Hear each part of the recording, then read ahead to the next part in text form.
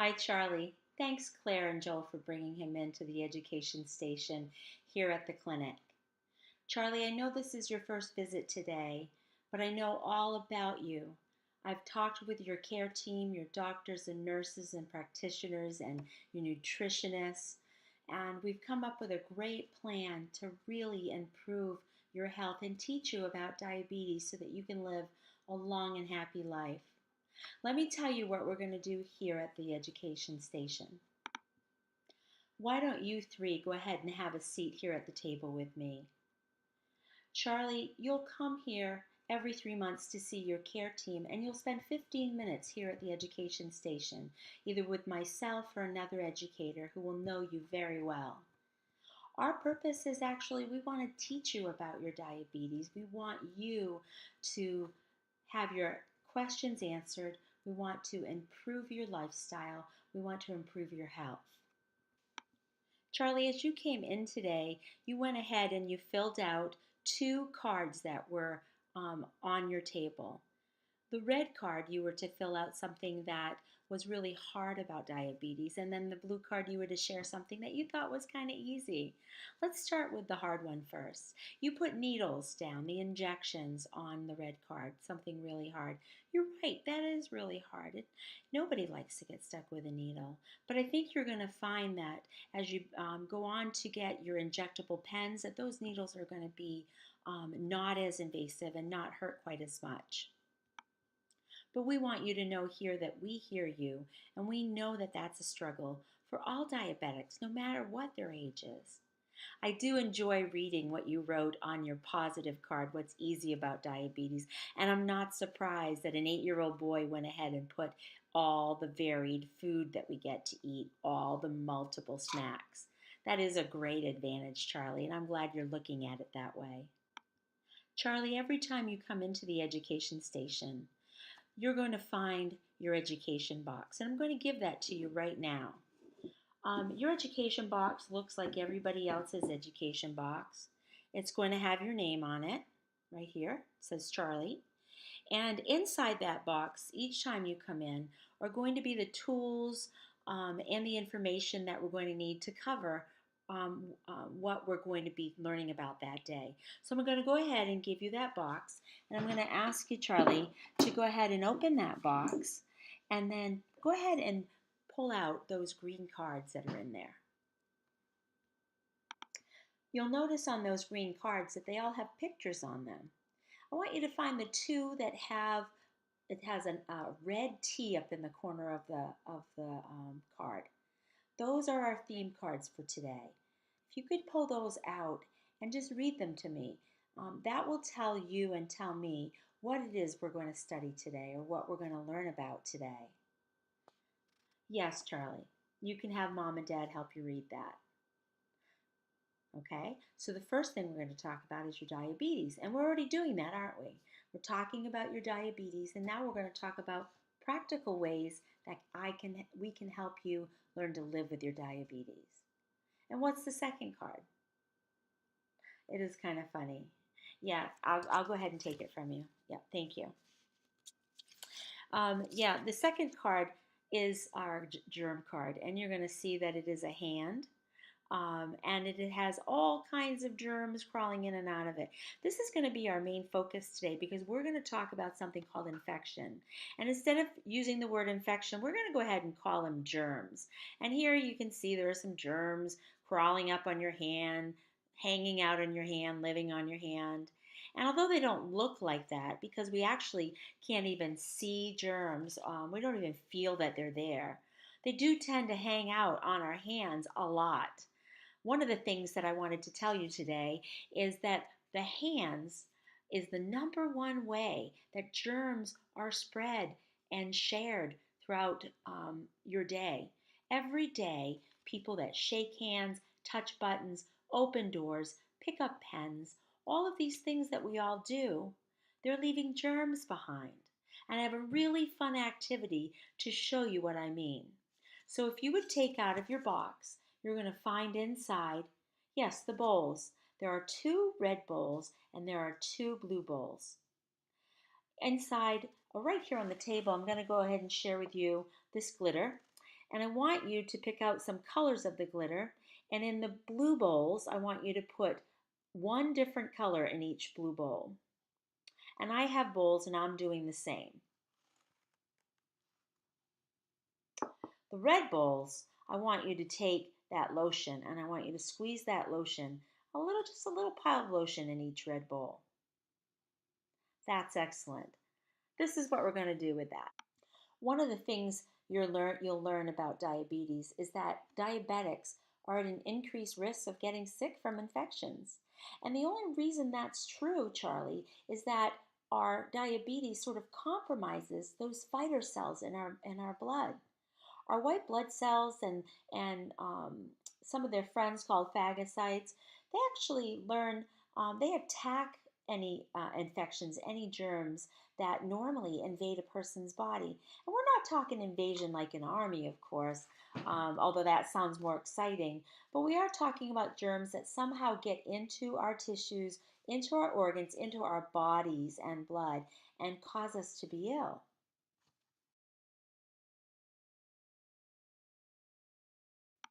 One of the things you'll learn about diabetes is that diabetics are at an increased risk of getting sick from infections.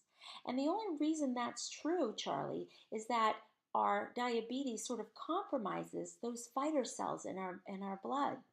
Our white blood cells and some of their friends called phagocytes, they actually they attack any infections, any germs that normally invade a person's body. And we're not talking invasion like an army, of course, although that sounds more exciting. But we are talking about germs that somehow get into our tissues, into our organs, into our bodies and blood, and cause us to be ill. The main reason that you as a diabetic are more susceptible to getting more frequent infections than other people is that it's the presence of that increased sugar in your blood, that glucose. Our white blood cells are sort of weakened by that glucose. It makes them unable, it sort of suppresses them and keeps them down, doesn't allow them to work effectively.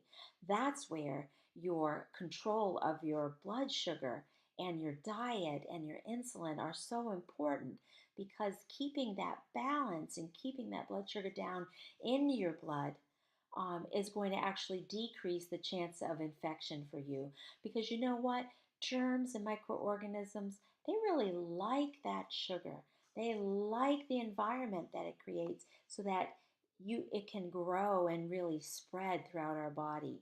So keeping your blood sugar balanced, eating the right foods, getting enough rest, drinking enough fluid, all help us to decrease the chance that we're going to get some infections. We're going to be working with the bowls right now.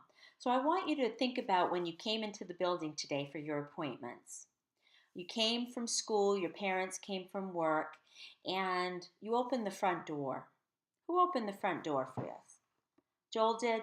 All right, so Joel opened the front door, and then I think that you touched the front door, didn't you, Charlie? And your mom then went over and hit the elevator button.